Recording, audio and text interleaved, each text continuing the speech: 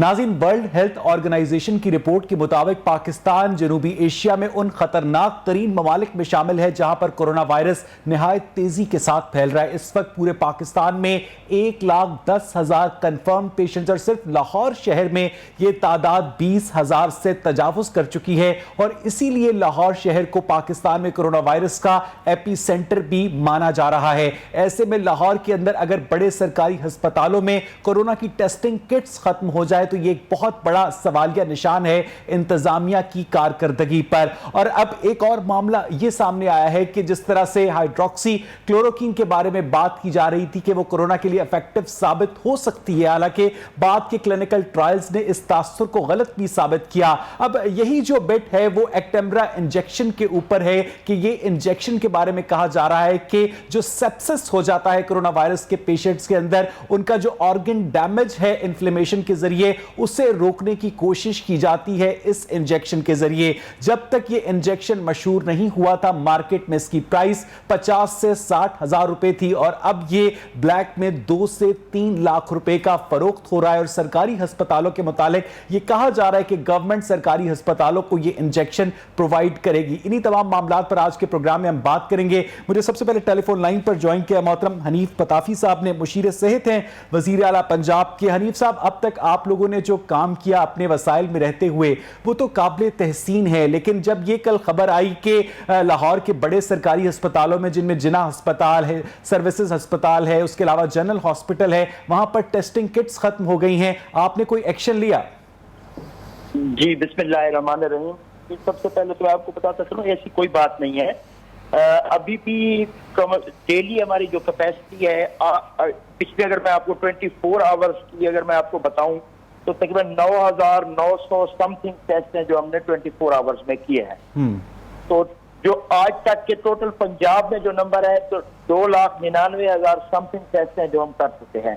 ये मैं पूरे पाकिस्तान में सबसे ज्यादा टेस्ट पंजाब में हुए हैं। अगर ये किट्स की थोड़ी बहुत कमी आई है तो इंशाल्लाह कल तक फिर वो प्रोवाइड हो नहीं। हनीफ पताफी साहब, ये बताइएगा कि ये जो फिगर्स आप हमारे साथ शेयर कर रहे हैं हमारे लिए इसलिए भी हैरान कुन है कि कल हमारे जो हेल्थ कॉरेस्पॉन्डेंट हैं मोहसिन अलवी, उन्होंने हमें इन अस्पतालों की ऑन ग्राउंड सिचुएशन देखकर अपडेट किया कि वहां पर उन्हें डॉक्टर्स की जानिब से बताया गया कि उनके पास टेस्टिंग किट्स खत्म हो गई हैं। तो आपको लगता है कि जो आदादो शुमार आपको सबमिट किए जा रहे हैं आप उसे डबल चेक कर सकते हैं? मैं आपसे ये रिक्वेस्ट कर रहा हूँ, मे भी हो सकता है कि समटाइम एक हॉस्पिटल में अवेलेबल ना हो तो विद इन 24 आवर वहां पे टेस्टिंग की फैसिलिटी अवेलेबल कर दी जाती है। हम जो भी सैंपल लिए जा रहे हैं उनको 48 आवर्स का हम टाइम देते हैं। जो भी टेस्ट लिए जा रहे हैं, जो सैंपल लिए जाते हैं, उनको जो रिजल्ट है 48 आवर तक हम उनको दे रहे हैं। और मैं आपको ये बता रहा हूँ कि हमारी इस वक्त जो कैपेसिटी पहले 500 से 1,000 की, अब वो 10,000 तक 24 आवर की हमारी कैपेसिटी पहुंच चुकी है। और अल्हम्दुलिल्लाह इस वक्त हमारे लाहौर के मैं बात करूँ, जितने भी टीचिंग हॉस्पिटल्स हैं उनके HDU यूनिट और ICU यूनिट तकरीबन 60% फील्ड है, 40% बेड हमारे। और ये बताइए, मुझे बड़ी खुशी है कि आज आप बहुत ज्यादा आदादो शुमार के साथ इक्विप्ड हैं। ये इसका मतलब है कि आप बाकायदा अपनी तमाम तर टीम से बाकायदगी से रिपोर्ट्स भी लेते हैं। हनीफ पताफी साहब, सोशल मीडिया पर एक कंसर्न बड़े तवातुर के साथ शेयर किया जा रहा है, कराची के हवाले से ज्यादा शेयर किया जा रहा है। ये बताइएगा कि क्या लाहौर और पंजाब में जो वेंटिलेटर्स हैं वो अपनी 100% कैपेसिटी पर है? क्योंकि कल अबरारुल हक ने हमारे प्रोग्राम में ये बताया कि वो अपने दोस्त के कजन के लिए वेंटिलेटर लाहौर में तलाश कर रहे हैं, उन्हें नहीं मिल रहा। नहीं, वेंटिलेटर मौजूद है। वेंटिलेटर की जो कैपेसिटी इस वक्त 70% फील्ड है। अच्छा, वो है क्या, इस तरह है कि लाहौर का हर बंदा चाहता है कि मैं PKLI में मुझे वेंटिलेटर मिले। PKLI में इस वक्त 150 बेड का वहां पे हमारे पास टोटल कैपेसिटी है और 23 वेंटिलेटर है वहां पे। लेकिन बाकी जितने हम लाहौर में हमारे पास टीचिंग हॉस्पिटल है वहां पे वेंटिलेटर भी मौजूद है। एक हमने आज कंट्रोल सेंटर बना दिया है, उस पर अगर आप कॉल करेंगे तो 1112 आपको लेके जाएगी और वो बताएगी कि कहाँ पे इस वक्त कैपेसिटी है, कहाँ पे वेंटिलेटर खाली है, कहाँ पे आपको हाई प्रेशर ऑक्सीजन मिलेगी। तो 1112 पे अगर आप रिंग करेंगे तो वो आपको पूरी सूरत हाल बताएंगे।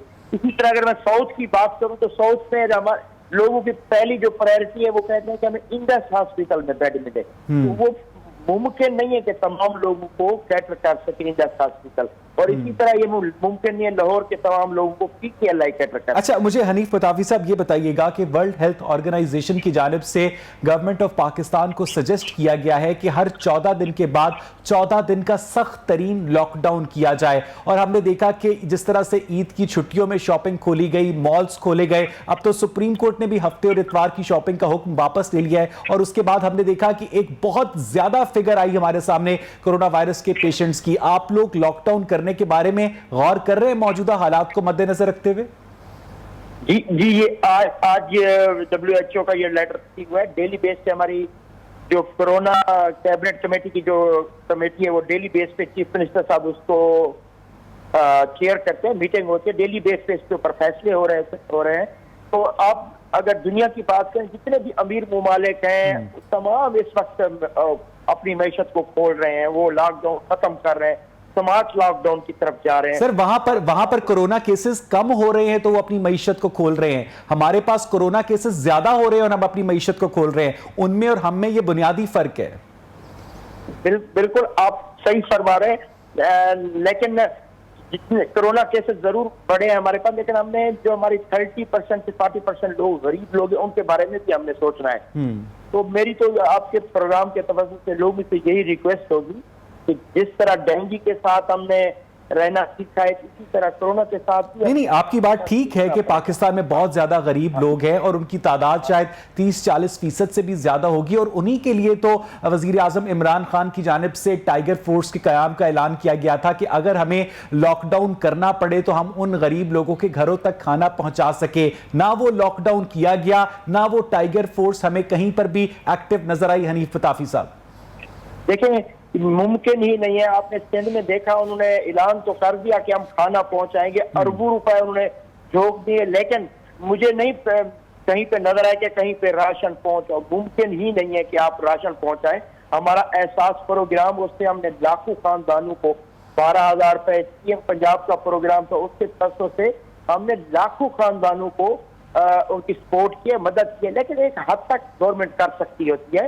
ये इसी वजह से नहीं, ये बात आपकी ठीक है हनीफ मुताफी साहब कि गवर्नमेंट भी एक हद तक मदद कर सकती है, लेकिन जिस तरह से बिलावल भुट्टो ने एक बड़ी जबरदस्त बात की थी कि कब्रिस्तानों की कोई मईशत नहीं होती, लोग जिंदा रहेंगे तो कारोबार भी चला लेंगे, और इसी मकसद के लिए इमरान खान ने कहा था कि हमें अगर लॉकडाउन करना पड़ा तो हम इस टाइगर फोर्स को इस्तेमाल करेंगे। टाइगर फोर्स के लिए हमने ये भी सुना कि 8 लाख लोगों ने रजिस्ट्रेशन करवाई। वो टाइगर फोर्स किधर है हनीफ मुताफी साहब?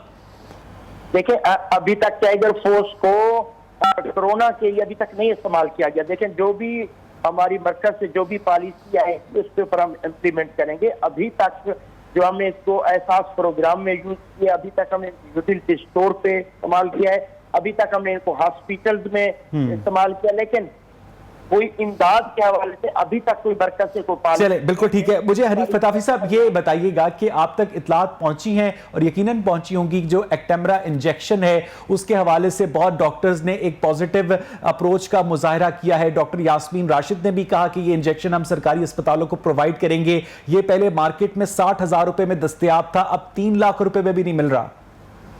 जी, सबसे पहले तो मेरी एक रिक्वेस्ट है सुनने वाले तमाम नाजरीन से कि जो मेरे इल्म में बंदे ने अपना एक इंजेक्शन लेके रख लिया है, अगर इस तरह हम अगर हमारी सोच होगी, इस तरह अगर हम करना शुरू कर देंगे तो जिन मरीजों को इस वक्त इसकी जरूरत है इस इंजेक्शन की, तो उन तक वो इंजेक्शन नहीं पहुंच सकेगा।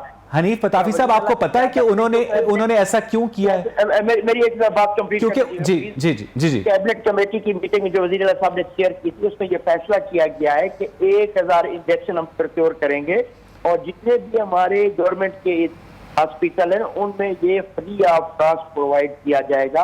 और आज ही इसका फैसला हुआ है और इसके लेटर तमाम हमारे। हनीफ मुताफी साहब, अगर लाहौर के अंदर, सिर्फ लाहौर शहर के अंदर 20,000 कोरोना के पेशेंट्स हैं और उनमें से अगर आधे भी हॉस्पिटलाइज होते हैं तो ये तादाद 10,000 से ज्यादा है, और उसके बाद वो जो 1,000 सरकार गवर्नमेंट इंजेक्शन प्रोक्योर करेगी, आप लोग जहां से प्रोक्योर मैं एक तो आपको ये बात क्लियर करता हूं कि ये जो इंजेक्शन है ये होता है कि जब आपका पेशेंट वेंट पे चला गया है। जी हाँ, बिल्कुल, ऑर्गन फेलियर में लगाया जाता है। आप बिल्कुल ठीक कह रहे हैं, लेकिन आपको लगता है कि ये तादाद काफी है? इसमें ये भी मैं आपको बताता चलूं कि 10 मरीजों को ये लगाए गए, 3 मरीज उसमें कामयाब हुए हैं। इसके कोई 100% भी रिजल्ट नहीं है। तो कोई लोग ये समझ लें नहीं ये इंजेक्शन लगाने से ही हमें 100% रिजल्ट मिलेंगे। तो एक तो डॉक्टर के मशवरे के साथ, जो हमारे कोरोना कमेटी के जो मेंबर हैं उनके एडवाइजरी कमेटी के मशवरे के साथ इंजेक्शन लगाना चाहिए। मुझे आप ठीक कह रहे हैं हनीफ पताफी साहब, ये नहीं लगाना चाहिए। आप मुझे ये बताइएगा कि एजिथ्रोमाइसिन 500 जो एंटीबायोटिक है, मैं आपको वो मार्केट से शॉर्ट हो गई है, उससे पहले हाइड्रोक्सीक्लोरोक्विन शॉर्ट हो गई, अब ये एक्टेम्बरा इंजेक्शन शॉर्ट हो गया। आखिर ये जो शॉर्टेज है इसके तदारुक के लिए गवर्नमेंट कुछ करती क्यों नहीं है? देखें, इस वक्त हेल्थ में इमरजेंसी नाफिज है, आपको पता है ना जिस तरह की सूरत हाल है। नहीं, आप बिल्कुल ठीक कह रहे हैं हनीफ पताफी साहब कि हेल्थ में इमरजेंसी नाफिज है, तमाम वसाइल बरूए कार ला रही है। तो इस वक्त हमारे जितने HDU यूनिट है, ICU है, SOS सेंटर, तमाम फ्री सर्विसेज फराहम की जा रही है। अगर आपका कोई मरीज किसी प्राइवेट हॉस्पिटल में हो तो HDU का डेली का 50,000 का एक्सपेंस है, अगर ICU में तो 1 लाख रुपए तक एक्सपेंस है। पंजाब गवर्नमेंट ये तमाम फैसिलिटीज फ्री फराहम कर रही है। नहीं, वो तो सरकार के, वो तो पब्लिक मनी से जा रही है ना, फ्री तो नहीं है। गवर्नमेंट जो अवाम है उसके पैसे टैक्स के जरिए देती है, सरकार अपनी जेब से तो नहीं देती ना। मुझे हनीफ पताफी साहब ये बताइएगा कि पिछले साल 23 अप्रैल 2019 को जफर मिर्जा साहब जब से मुशीर सेहत बने हैं, पाकिस्तान में अद्वियात की कीमतों में 6 मरतबा इजाफा हो चुका है। आप समझते हैं कि पाकिस्तान की गरीब अवाम जबकि इकोनॉमी कोलैप्स कर रही है, GDP नेगेटिव में जा रहा है, उनके साथ ये सही सलूक है? देखें, ये प्राइस के जो मामला है ये ड्रैप देख रहा होता है, क्योंकि मुझे नॉलेज नहीं है, मैं इससे कमेंट्स नहीं कर सकता कि ये ड्राइव का मामला वफाक प्राइस सेट कर रहा होता है। चलें, ये बात आपकी बिल्कुल ठीक है कि ये drug regulatory authority of Pakistan का मामला है, आपको ठीक है, आप उस पर कमेंट नहीं करना चाह रहे, लेकिन आप ये तो इंश्योर कर सकते हैं ना कि जो सरकारी अस्पतालों में पिछले दिनों आपने देखा होगा कि सर्विसेज हॉस्पिटल से जेल रोड लाहौर पे 50 लाख रुपए की जो अद्वियात थी चोरी करके बाहर ले जाई जा रही थी। हनीफ पताफी साहब जी बिल्कुल, उसकी इन्वेस्टिगेशन हो रही है और उनको करार सजा मिलेगी इंशाअल्लाह। और हनीफ पताफी साहब, आप क्या समझते हैं कि अगर मजीद कोरोना केसेस सामने आते हैं, आपने कहा कि इस वक्त 70% वेंटिलेटर ऑक्युपाइड है, 30% खाली हैं, जब ये 30% की कैपेसिटी भी खत्म हो जाएगी तो आपके पास कोई प्लान बी है? NDMA से आप राब्ते में है मजीद वेंट्स मंगवाने के लिए? जी, आज खान साहब ने आपने उनकी प्रेस कॉन्फ्रेंस सुनी होगी कि ICU के 1000 बेड वो पूरे पाकिस्तान की उन्होंने बात की थी। इसी तरह पंजाब को उसके मुताबिक इंशाअल्लाह पंजाब को भी उसके मुताबिक उनका शेयर मिलेगा, ICU का बेड बढ़ाए जा रहे हैं। अच्छा हनीफ पताफी साहब, जब गवर्नमेंट से ये मुतालबा कर रहे थे ताजर के हम SOPs पर अमल दरामद करते हुए अपने कारोबार खोलना चाहते हैं, आज हमने देखा कि पब्लिक ट्रांसपोर्ट पे लोग एक दूसरे के अंदर ठूसे गए हैं, किसी मार्केट में SOPs पर अमल दरामद नहीं हो रहा, और being a health stakeholder आपके लिए बात क्या बायसे तशवीश नहीं है कि इस पीपल टू पीपल कॉन्टेक्ट से कोरोना बहुत तेजी से फैल रहा है? देखिए, इसमें हमें आवाम की सपोर्ट चाहिए। मैं इस वक्त मौजूद हूँ अपने डिस्ट्रिक्ट डेरा गाजी खान में। ठीक है। आज हमारी एक तो जगह पे वायलेशन है, मैंने पूरी मार्केट बंद करवा दी है। इसी तरह ट्रांसपोर्टर की तरफ से यहाँ पे वायलेशन थी, उनकी ट्रांसपोर्ट हमने बंद करवा दी। अरे हनीफ पताफी साहब, आपने देखा कि वायलेशन हो रही है, आपने एक्शन लिया, बंद करवा दी, लेकिन हर जगह तो हनीफ पताफी साहब की आंखें नहीं है ना, हर जगह तो उस्मान बुजदार साहब की आंखें नहीं है, और जहां पर वो आंखें नहीं है वहां पर मार्केट्स खुली भी हैं, वहां पर पुलिस वालों को पैसे भी खिलाए जा रहे हैं, वहां पर SOPs की धज्जियां भी उड़ाई जा रही है, वहां पर लोगों का क्या कसूर है हनीफ साहब? सारे काम डंडे के जोर पे नहीं हो सकते, इसमें मीडिया की और अवाम की हमें सपोर्ट चाहिए कि अवाम की सपोर्ट के बगैर, क्योंकि हमने इस कोरोना के साथ रहना जीना सीखना है, तो इसमें मेरी आवाम से यही रिक्वेस्ट है कि हुकूमत की तरफ से जो भी SOPs है बार बार हाथ धोएं, सोशल और खास तौर पे मास्क का इस्तेमाल। बहुत बहुत शुक्रिया। हनीफ पताफी साहब हमारे साथ मौजूद थे, उन्होंने ये कहा कि अवाम से अपील करते हैं कि वो उन तमाम SOPs पर अमल दरामद करे जो कि गवर्नमेंट उनसे तकाजा करती है। हमने देखा कि जिस तरह से वज़ीर आज़म इमरान खान ने हाथ पे मास्क पकड़कर बाकायदा अवाम से अपील की कि वो इस मास्क का इस्तेमाल करें। ये अलग बात है कि वज़ीर आज़म इमरान खान खुद भी जब भी देखे जाते हैं पब्लिक प्लेसेस पर तो उस मास्क का इस्तेमाल नहीं करते। प्रोफेसर डॉक्टर असद असलम मेरे साथ टेलीफोन लाइन पर मौजूद हैं, चेयरमैन है कोरोना एडवाइजरी ग्रुप के। डॉक्टर साहब, बहुत बहुत शुक्रिया आपके वक्त के लिए। लाहौर इस वक्त वबा का एपी सेंटर बन चुका है, क्या कहेंगे आप?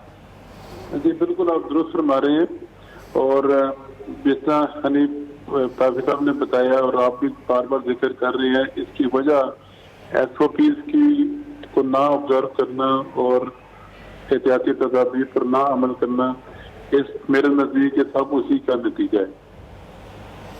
नहीं डॉक्टर साहब, आप क्या समझते हैं कि जिस तरह से हुकूमत ने शॉपिंग मॉल्स खोले, मार्केट्स खोली, ईद शॉपिंग की इजाज़त दी, पब्लिक ट्रांसपोर्ट को ओपन किया और एक स्मार्ट लॉकडाउन के नाम पर लॉकडाउन का जो लफ्ज़ है वो लोगों ने मजाक बना लिया, तो उसके बाद अगर ये वायरस फैलता है तो उसमें कसूर वायरस का तो नहीं है, कसूर तो फिर गवर्नमेंट का है जिन्होंने ये एडमिनिस्ट्रेटिव मेजर्स लेने थे। गवर्नमेंट जो होती है वो एक एडवाइजरी पैनल नहीं होता है, गवर्नमेंट का काम पॉलिसी बनाना और उसके बाद अपील करना नहीं, उसको इंप्लीमेंट करना होता है। जी आप बिल्कुल ठीक कह रहे हैं। देखिए गवर्नमेंट ने जो लॉकडाउन नरम किया उसके साथ उन्होंने SOP भी दिए और उन्होंने इस ट्रस्ट पर अगर दुकानदारों ने और ताजरों ने दुकानें खोली तो उन पर ट्रस्ट करके कि वो SOP पर अमल करवाएंगे, उनको इजाजत मिली। जी हाँ। लोगों को घरों से बाहर की इजाजत दी तो इस ट्रस्ट पर कि वो एक गाड़ी में 2 आदमी होंगे, 6 आदमी नहीं बैठेंगे, मोटरसाइकिल पर। अच्छा डॉक्टर साहब,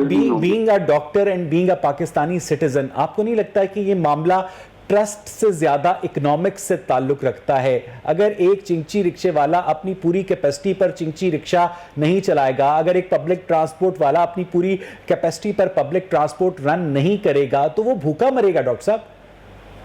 नहीं, आप बेसिकली इस बीमारी के 2 ही पहलू हैं, एक बीमारी और दूसरा इकोनॉमिक। इकोनॉमी को सस्टेन करने के लिए और लोगों को रोजगार के मुहैया जारी रखने के लिए ही लॉकडाउन में नरमी की गई।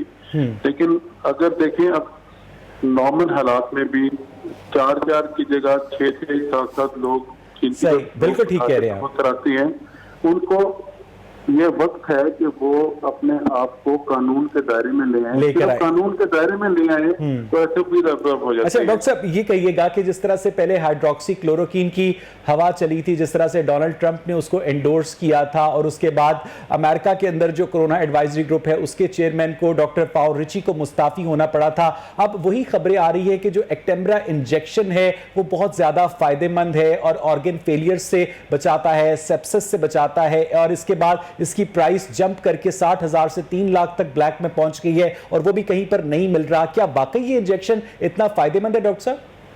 जी हमने तकरीबन यहाँ पर 30 से 35 लोगों पर इस्तेमाल किया और 70% to 75% लोगों में उसने फायदा पहुंचाया। और जहाँ तक इसकी किल्लत का ताल्लुक है, हमें ये जरूर ध्यान में रखना चाहिए कि ये इंजेक्शन बेसिकली जोड़ों के दर्द के लिए इंपोर्ट किया जाता था और बड़ी लिमिटेड क्वांटिटी में। कहाँ से इंपोर्ट किया जाता था डॉक्टर साहब?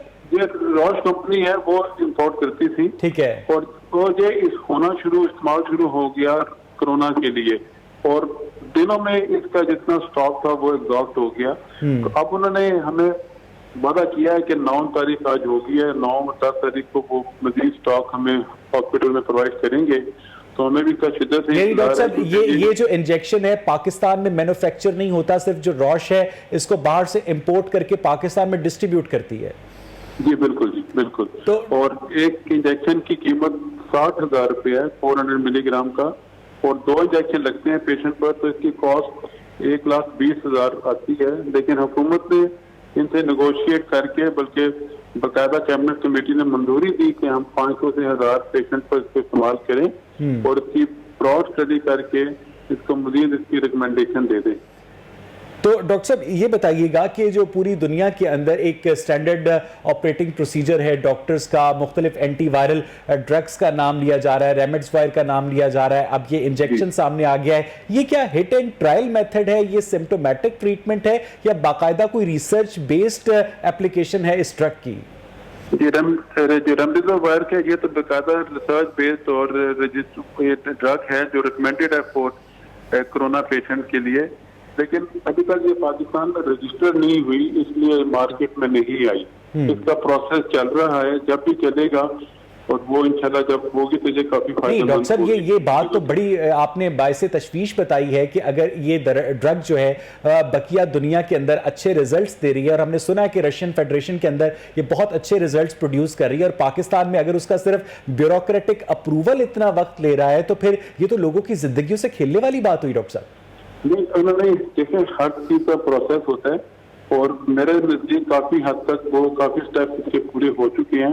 हमने तो पेशेंट की लिस्ट भी दे दी है ताकि वो एडवांस ड्रग मंगवा लें इन पेशेंट के लिए जो हॉस्पिटल में एडमिट हैं, ताकि बाकी जो प्रोसेस है रजिस्ट्रेशन का वो होता रहे। हम चंद मरीजों को जो दाखिल हैं जिनको बहुत जरूरत है, उन्होंने वादा किया था कि 3-4 दिन में हमें मंगवा देंगे, तो हमें उनका भी इंतजार है। मैंने खुद साइन करके भेजा उनको दवाई। अच्छा डॉक्टर साहब, बीइंग अ मेडिकल प्रैक्टिशनर, आप क्या वर्ल्ड हेल्थ ऑर्गेनाइजेशन की इस रिकमेंडेशन को इंडोर्स करते हैं कि हर 14 दिन के बाद 14 दिन का सख्त तरीन लॉकडाउन किया जाए पाकिस्तान में? और पाकिस्तान बहुत ज्यादा इस वक्त खतरनाक मुल्क की शक्ल इख्तियार कर चुका है इस वायरस के हवाले से। मेरा ख्याल है कि जो लोगों का रवैया देखा है SOP ना ऑब्जर्व करने का, उन्होंने इसी बेस पर ये रिकमेंडेशन दी है, क्योंकि बार बार प्राइम मिनिस्टर साहब से लेके हर लेवल तक लोगों से अपील की गई है कि मास्क पहने, SOP को ऑब्जर्व करें। अब WHO भी मजबूर हो गई है कि लोग SOP ऑब्जर्व नहीं कर रहे, और चाहे हुकूमत इनको कितना हद तक जुर्माना करेगी, उनको कितनी सख्ती करेगी, वो भी एक लिमिट है हुकूमत के लिए भी। तो उन्होंने ही इसी बेस पर ये मद्देनजर रखते हुए रिकमेंडेशन दी है। अच्छा डॉक्टर साहब, ये बताइएगा कि इस वक्त जो सरकारी अस्पताल हैं जहां पर कोविड-19 का इलाज हो रहा है, सिंध के डॉक्टर्स तो शिकायत कर रहे हैं कि उन्हें प्रोटेक्टिव गियर नहीं मिल रहा, PPE नहीं मिल रही। क्या पंजाब के डॉक्टर्स में सफिशिएंट क्वांटिटी में दस्तयाब है? जी बिल्कुल, एक महीने का स्टॉक हमारे हॉस्पिटल में मौजूद है, और हुकूमत से बड़ा क्लियर का है कि जब 15 दिन का रह जाए तो आप मजीद हमारे से दे दें। अच्छा डॉक्टर साहब, अभी आपसे पहले बात हो रही थी हनीफ पताफी साहब से भी, उन्होंने भी इस बात के ऊपर इजहार तशवीश किया। उन्होंने कहा कि ये जो एक्टेम्बरा इंजेक्शन है, ये डॉक्टर की हिदायत के बगैर, डॉक्टर की प्रिस्क्रिप्शन के बगैर ही लोगों ने खरीद कर स्टोर करना शुरू कर दें। क्या ये प्रैक्टिस दुरुस्त है? बिल्कुल गलत प्रैक्टिस कोई भी नहीं है। ये इंजेक्शन पल्मोनोलॉजिस्ट, फिजिशियन और एनेस्थेटिस्ट मिलकर फैसला करते हैं।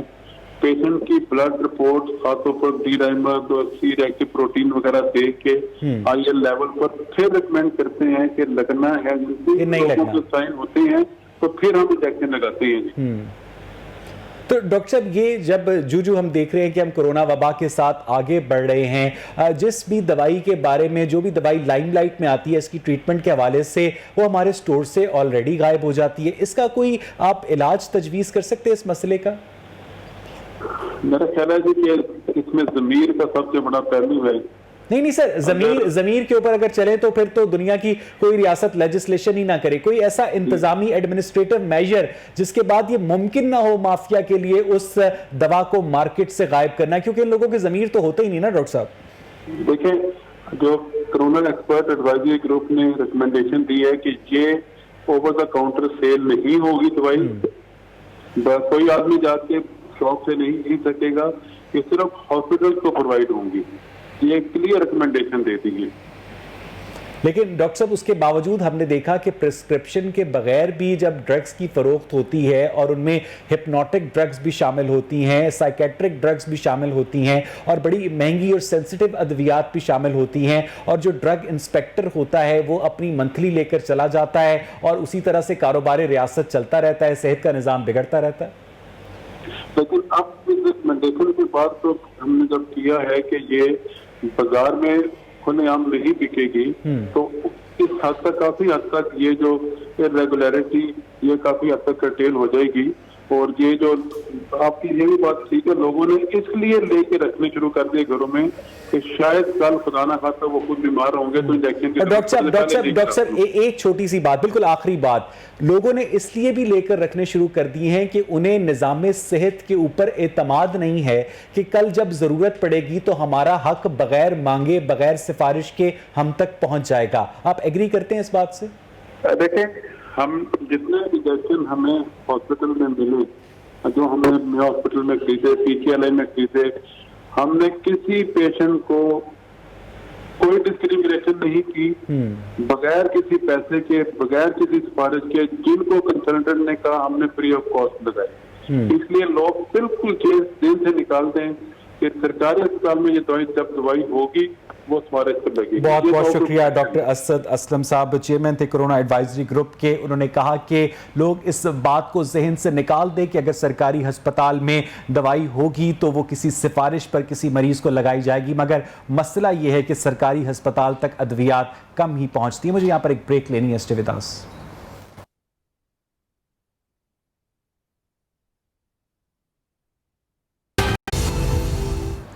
वेलकम बैक नाज़रीन। जिस तरह हमने देखा कि चीनी इंक्वायरी कमीशन की रिपोर्ट के बाद हुकूमत ने चीनी चोरों को जो इबरतनाक सजा दी, उसके बाद हमने देखा कि चीनी की कीमत तो वापस 92 रुपए से कहीं नहीं गई और ना ही चीनी चोरों को सजा दी गई। अब मसला यह है कि चीनी के बाद आटे के बहरान ने सर उठा लिया है और ये आटे के बहरान ने पहली दफा सर नहीं उठाया। इससे पहले चीनी के बहरान से पहले आटे का और गंदम का बहरान भी मौजूद था और हमने देखा कि गवर्नमेंट जो है एक जगह आटे का बहरान देख रही है, दूसरी जानिब पेट्रोल का बहरान देख रही है और एक से बढ़कर एक जो बहरान है अवाम के सामने आ रहा है। अवाम पहले पेट्रोल की तलाश में मारे मारे फिरते हैं और अगर कहीं से पेट्रोल मिल जाए तो उन्हें पता चलता है कि आटे की 20 किलो की बोरी में जो इजाफा है वो 805 रुपए से बढ़कर 950, कहीं पर 1000, कहीं पे 1050 और 1100 रुपए तक पहुंच चुका है अगर हम पेशावर की बात करें। इसी सारे मामले पर बात करने के लिए मेरे साथ मौजूद है मोहतरम आसिम रजा साहब, चेयरमैन हैं फ्लोर मिल्स एसोसिएशन के। आसिम साहब, ये बताइएगा कि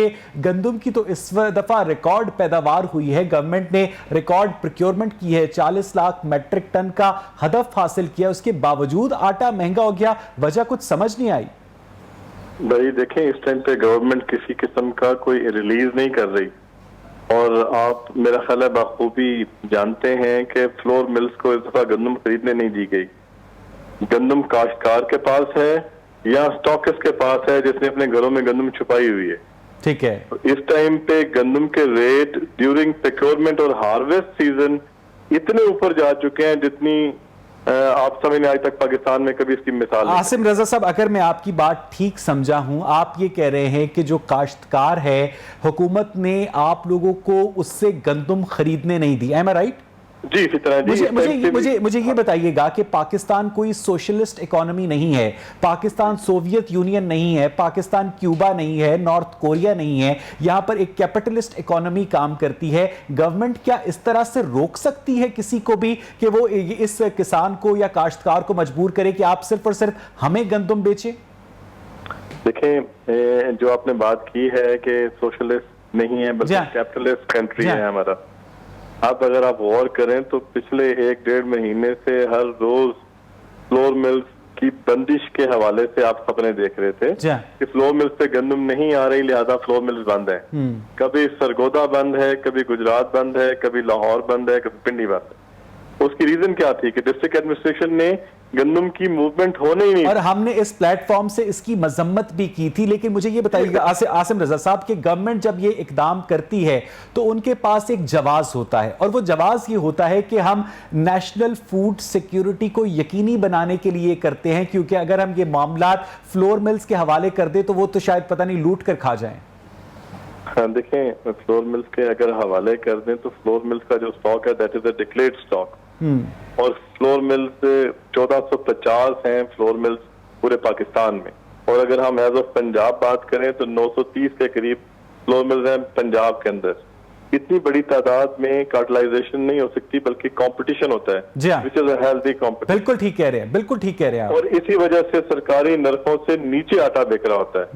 अब जब गंदम ही नहीं आएगी तो आप कैसे बेचेंगे? अब जिस तरह भी रेट्स की आपने बात की, आप ये देखें कि इन दिनों में जो जनवरी में हुआ था, इन दिनों में 1900 रुपया पिंडी में रेट हो गया गंदम का। दैट मींस आसिम रजा साहब, आप बिल्कुल ठीक कह रहे हैं, क्योंकि गवर्नमेंट जब एक प्राइस डिटरमिन कर देती है तो उसके बाद जो मार्केट फोर्सेस हैं उनके लिए लाजमी हो जाता है कि वो उस प्राइस के ऊपर जाकर निगोशिएट करें। अगर वो प्राइस सरकारी सतह पर रेगुलेट नहीं होगी तो ऐन मुमकिन है कि उस प्राइस से भी नीचे लोगों को रिलीफ मिल सके। अमेरिका में एक पेट्रोल पंप के ऊपर पेट्रोल की प्राइस मुख्तलिफ होती है, सड़क के पार जो पेट्रोल पंप होता है वहां पर प्राइस मुख्तलिफ होती है, कोई इतराज भी नहीं करता।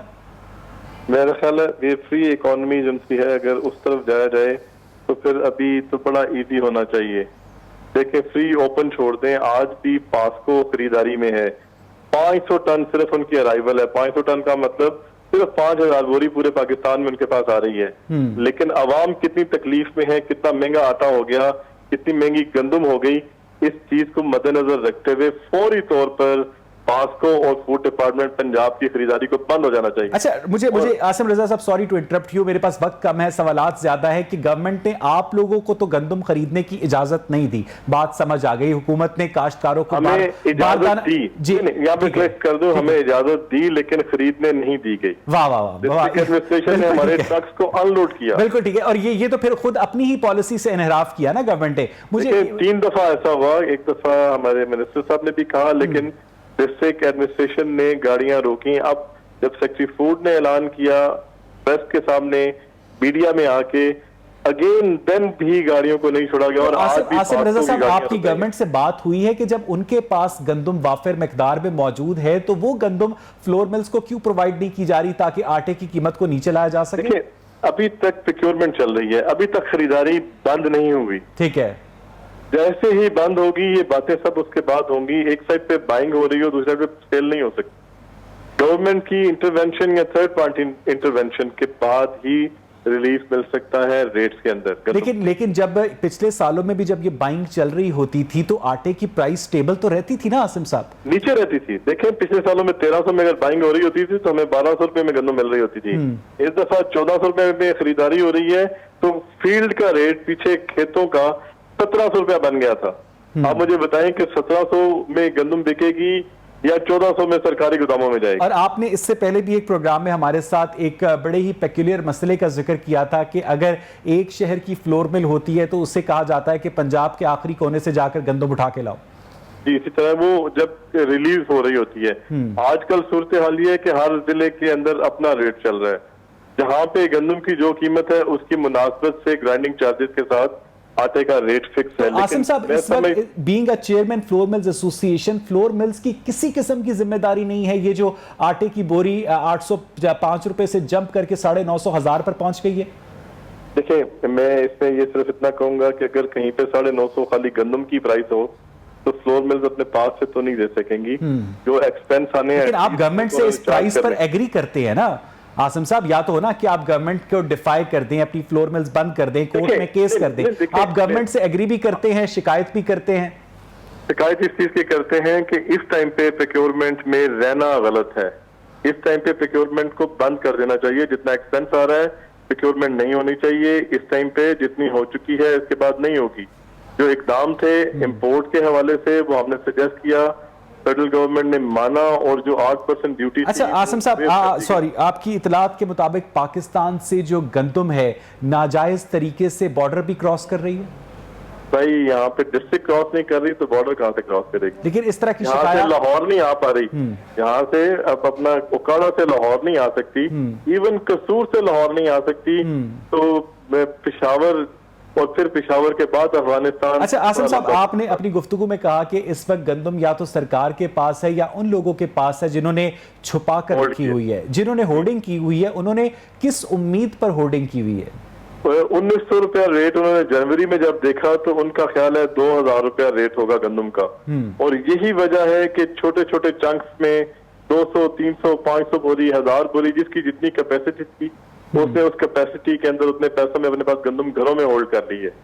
उसको निकालना जरूरी है। इस टाइम पे वक्त की जरूरत इस चीज की है, समझ की है कि वो गंदम बाहर लाई जाए, और वो सिर्फ तभी मुमकिन है जिस तरह रेवेन्यू डिपार्टमेंट के पास सारा रिकॉर्ड होता है कि किसने कितनी काश की है।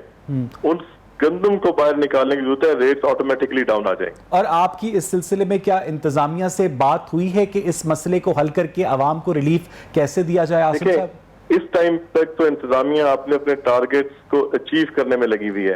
डिस्ट्रिक्ट एडमिनिस्ट्रेशन, डिप्टी कमिश्नर को चूंकि टारगेट दिए गए थे वो अभी तक तो किसी किस्म के हमारे कोई डायलॉग नहीं हुए। लेकिन आपकी वसातत से, किसी चैनल की, इलेक्ट्रॉनिक प्रिंट मीडिया की वसातत से हम जरूर कह रहे हैं कि इस होल्ड हुई हुई गंदम को बाहर लाने की जरूरत है। अच्छा आसिम साहब, एक आखिरी सवाल, हमें मुझे याद पड़ता है कि आपने ही शायद हमारे प्रोग्राम में हमें बताया था कि आप लोगों का जो काम होता है वो उधार पे चलता है। आप लोग जब आटे की बोरी उठवाते हैं तो उसकी एक प्राइस आप मुतय्यन करते हैं। अगर आपके साथ वो प्राइस क्या मुतय्यन की जा रही है? क्या वो 805 ही है या वो प्राइस है जिसके ऊपर एक आम आदमी को बेची जा रही है? नहीं, हमारी इस टाइम पे करंट जो हर शहर के अंदर है, गंदम की कीमत प्लस 100 रुपीज हमारी ग्राइंडिंग चार्जेस हैं, ठीक है, तो हम एक्स दे रहे हैं। उसके आगे फिर 25 रुपए का एक्स और रिटेल का डिफरेंस है, ठीक है। और जहां तक मेडिफाइन की क्रेडिट की बात है जो आप वो बात कर रहे हैं, उसके अंदर डीलर्स का अपना एक मार्जिन होता है। अगर 1 महीने की बात की पेमेंट है तो डीलर्स उसके मुताबिक अपना रेट चार्ज करते हैं। बहुत बहुत शुक्रिया आसिम रजा साहब, बहुत तफसील से उन्होंने अपना मौक़िफ़ दिया। उनका ये कहना था कि एक जानिब गवर्नमेंट गंदम प्रोक्योर कर रही है और दूसरी जानिब लोगों ने गंदम स्टॉक कर रखी है, होर्डिंग की हुई है, जिसकी वजह से फ्लोर बिल्स के ऊपर दबाव है और आटे की प्राइस ऊपर जा रही है। मुझे यहाँ पर एक ब्रेक लेनी है, स्टे विद अस।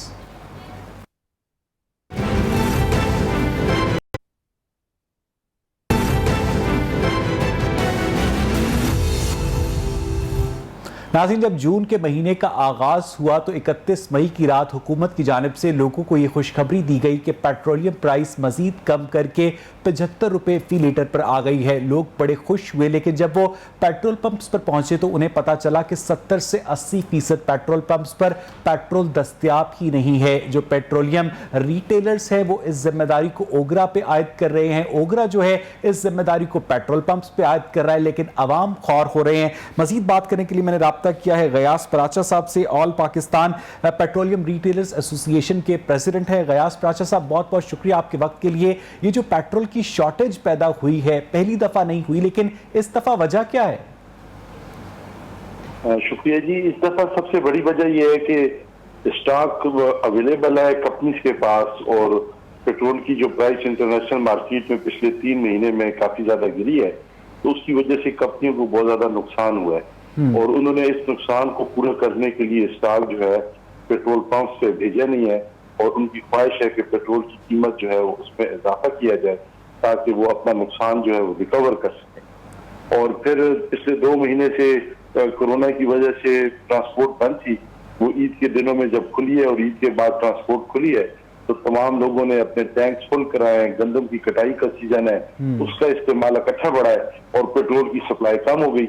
तो जब सप्लाई कम हो गई तो, लेकिन गयास पराचा साहब, इसका मतलब यह है कि अल्टीमेट जिम्मेदारी तो फिर गवर्नमेंट की है ना, कि गवर्नमेंट चेक एंड बैलेंस का निजाम वजह करे प्राइवेट कंपनीज के ऊपर, और सिर्फ प्राइवेट कंपनीज नहीं, पाकिस्तान स्टेट ऑयल भी है। और आज उमर अयूब ने, वजीर तवानाई ने कहा कि हमारे पास सिर्फ 10 दिन का पेट्रोल है, जो कि स्टैंडर्ड प्रोसीजर में कम से कम 30 दिन का होना चाहिए। तो टाइमली ऑर्डर्स ना होना ये गवर्नमेंट की जिम्मेदारी है या निजी ऑयल कंपनीज की जिम्मेदारी है? देखिए, इसमें गवर्नमेंट का बहुत बड़ा रोल है। उन्होंने मार्केट को ओपन नहीं किया। हमेशा गवर्नमेंट जो है कारोबार नहीं कर सकती, तो पीएसओ ने जितनी भी पीएसओ सप्लाई अपनी मंगवाएगा वो मुल्क की जरूरियात अकेली पूरी नहीं कर सकता। ठीक है। तो प्राइवेट कंपनीज ने अपनी इंपोर्ट की नहीं, और उसकी वजह ये थी कि जो प्राइसिंग फार्मूला है वो ठीक नहीं है। ये पीएसओ की इंपोर्ट को बेस बनाते हैं प्राइसिंग फार्मूला। तो गवर्नमेंट को इस बुरान से आइंदा के लिए बचने के लिए 3 काम करने चाहिए। एक तो कंपटीशन के तहत पीएसओ की मोनोपोली खत्म होनी चाहिए, और ये प्राइसिंग फार्मूला तब्दील होना चाहिए ताकि अगर कोई पेट्रोल ज्यादा और सस्ता ला सकता है तो वो लाए। अभी पीएसओ जो भी चाहता है मार्केट में वो होता है, और उसका नुकसान ये हुआ है कि बाकी कंपनी से बिजनेस नहीं कर सकते। नंबर 1। नंबर 2 बात ये कि जो कंपनी 21 दिन का स्टॉक अपने पास नहीं रखती उसको सस्पेंड करना चाहिए या उस पर जुर्माना लगाना चाहिए। और तीसरी और आखिरी बात जो सबसे अहम ये है, वो प्राइसिंग फार्मूले में पब्लिक को और इन्वेस्टर को दोनों को गवर्नमेंट को बराबर की सतह पे देखना चाहिए। ना इन्वेस्टमेंट जो कंपनियां करती हैं उनके मुफाद का भी ख्याल होना चाहिए, और पब्लिक के भी दरमियान का रास्ता निकालना चाहिए। अगर आप सिर्फ आवाम का सोचेंगे तो जो कंपनी इन्वेस्टमेंट करती है वो फिर कैसे इन्वेस्टमेंट करेगी, और जो कंपनी इन्वेस्टमेंट करती है अगर आप सिर्फ उनका सोचेंगे तो जो पब्लिक आवाम है सोशल रिस्पॉन्सिबिलिटी। लेकिन आपकी तीनों तजावीज बहुत जबरदस्त हैं गयास साहब, लेकिन आप समझते हैं कि गवर्नमेंट अपनी ही मोनोपोली को खत्म करना चाहेगी? लेकिन दुनिया में कहीं भी गवर्नमेंट काम नहीं करती, यहाँ पे पीएसओ काम करती है। सर, जो काम पाकिस्तान में गवर्नमेंट्स करती हैं वो भी दुनिया में कहीं नहीं होते। देखिए, वो एक अलग बात। अभी आप देखें ना स्टील मिल में क्या हुआ, बंद कर रहे हैं। ये गवर्नमेंट का काम नहीं है बिजनेस करना, ये काम होता है प्राइवेट कंपनियों का। उनका कंपटीशन आपस में होता है। बिल्कुल ठीक कह रहे हैं आप, बिल्कुल ठीक कह रहे हैं। काम करते हैं। तो अभी ये बड़ी जो प्रॉब्लम आई है कि सिर्फ PSO सप्लाई दे रहा है गवर्नमेंट। अच्छा, मुझे गयास पराचा साहब एक बात बताएं कि आप लोगों को पेट्रोल नहीं मिल रहा निजी कंपनीज की जानिब से, ऐसे में आपके पेट्रोल पंप के मैनेजर्स को आकर अगर जिले इंतजामिया के लोग जलील करते हैं, उसकी इंसल्ट करते हैं कि जहां से मर्जी पेट्रोल पैदा करो, हमारी गाड़ियों में डाल कर दो, कैसा लगता है आपको? देखें, वो इसके अलावा भी बहुत कुछ करते हैं सर, अगर आप प्लीज शेयर कर सकें। जी, वो लाइव वीडियो बनाते हैं और लाइव वीडियो बना के ना फिर वो सोशल मीडिया पे अपने जिलों पे डालते हैं और तमाम लोगों का गुस्सा जो है ना पेट्रोल पंप मालकान पे निकलता है कि शायद ये लोग ऐसा नहीं कर रहे, और हकीकत में ऐसा होता है कि ये लोग कैन में हम लोगों से जबरदस्ती पेट्रोल डलवाते हैं और फिर बाहर जाके जो इनके एहलकार है और उस महंगा बेचते हैं, जो की वजह से जो आम लोग कतार में खड़ा होता है उसको तकलीफ नहीं। जो उस पेट्रोल को कैंस में डलवाते हैं सरकारी एहलकार, उसकी पेमेंट देते हैं आपको? जी, पेमेंट देते हैं, क्योंकि वो तो बाहर जाके महंगा बिकता है, एक हाथ से लेते हैं दूसरे हाथ से दे देते हैं। और पाकिस्तान के कुछ इलाकों में ये भी इत्तलात है कि जो हाई ऑक्टेन है वो 157 रुपए तक फरोख्त किया गया है उन लोगों को जो कि नॉर्मल पेट्रोल डलवाना चाहते थे। गयास साहब, देखिए, पेट्रोल हाई ऑक्टेन की कीमत ही 157 रुपए है। ऑयल कंपनी ने जब रेट गिरा है तो हाई ऑक्टेन की कीमत कम नहीं की। उनका मौकफ यह है कि हमें पेट्रोल में नुकसान हो रहा है, वो नुकसान हम इधर पूरा कर रहे हैं। तो पेट्रोल पंप वाले का तो सिर्फ 3 रुपए या 2 रुपए कमीशन होता है 1 लीटर के पीछे, तो उस कीमत का कंट्रोल पेट्रोल पंप वाले के पास नहीं होता। और इतना रश होता है पेट्रोल पंप पे कि अगर वो 1 रुपया भी या 10 पैसे भी ज्यादा बेचे तो वो लोग उसको मारते हैं या उसका पंप तोड़ फोड़ करते हैं। तो पेट्रोल पंप वाला ज्यादा कीमत पे पंप के अंदर नहीं बेच सकता। पेट्रोल बिकता महंगा तब है। अच्छा, गयास पराचा साहब, एक बड़ी अहम बात, 1993 में PTV पे एक ड्रामा नशर हुआ करता था धुआं। उसके एक हीरो थे आशिर अजीम साहब, जो कि एक ब्यूरोक्रेट भी अब आजकल कनाडा शिफ्ट हो गए हैं। उन्होंने ये कहा था कि पेट्रोल पंप वाले अक्सर ऐसा करते हैं कि 1 लीटर के बदले एक आम आदमी को 950 मिलीलीटर देते हैं और जो मार्जिन होता है वो सरकारी एहलकारों को मुफ्त पेट्रोल भर के देते हैं। क्या ये बात दुरुस्त है? मुमकिन है, कई जगहों पे ऐसा होता हो, जिस तरह मैंने आपको पहले बताया है कि ओगरा में जो प्राइसिंग फार्मूला है ना वो बिल्कुल 40 साल पुराना है और वो ठीक नहीं है। तो इस प्राइसिंग फार्मूले में बहुत सारे लोग बहुत ज्यादा नुकसान उठाते हैं और बहुत सारे लोग बहुत बहुत शुक्रिया गयास पराचा साहब, अपना मौक़िफ़ दे रहे थे। नाज़रीन, जैसा कि गयास पराचा साहब ने कहा कि गवर्नमेंट को अपनी मोनोपोली खत्म करने की ज़रूरत है इस सेक्टर से, क्योंकि पूरी दुनिया में हुकूमतें कारोबार नहीं करती, वो सिर्फ और सिर्फ एक हेल्दी कंपटीशन क्रिएट करती हैं। लेकिन यहाँ पर गवर्नमेंट खुद कंपटीशन में होती है मुख्तलिफ कंपनीज के साथ। प्रोग्राम देखने के लिए शुक्रिया।